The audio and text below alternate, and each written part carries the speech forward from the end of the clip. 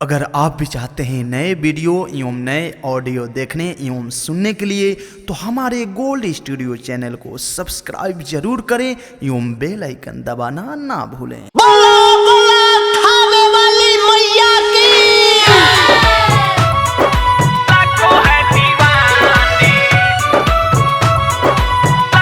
Music by Rakesh Nitin Brothers. Chakia DJ Brajesh Chakia Super Mohi Recording Studio Delhi.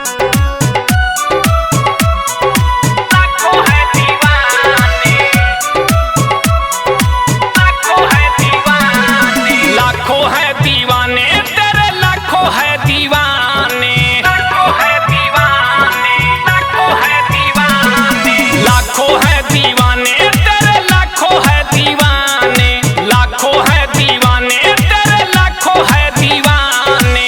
मिलता तेरे दर पे मैया मिलता तेरे दर पे मैया सबको जो वो मांगे लाखों है दीवाने तेरे लाखों है दीवाने लाखों है दीवाने मैया लाखों है दीवाने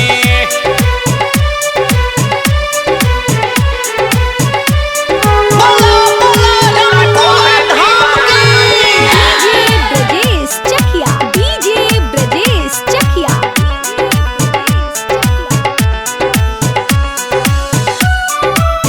लाखों है दीवाने लाखों है दीवाने शरण में तहरा जब भी आवेल मैया पार लगावेलू सबके तू नैया सबके तू नैया सबके तू नैया शरण में तहरा जब भी आवेल मैया पार लगावेलू सबके तू नैया दर्शन के बिना तेरे कहाँ दिल माने लाखों है दीवाने मैया लाखों है दीवाने लाखों है दीवाने तेरे लाखों है दीवाने Nitin Brothers Chakia DJ Brajesh Chakia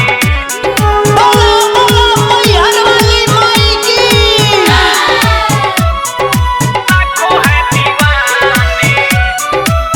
लाखों है दीवाने मोहनी सुरतिया मन सबके मोहे सत्य नारायण शंभु चरण धोए चरण धोए चरण धोए मोहनी सुरतिया मन सबके मोहे सत्य नारायण विवेक चरण धोए अड़हुल है भाता तुम्हें परतिक भी जाने लाखों है दीवाने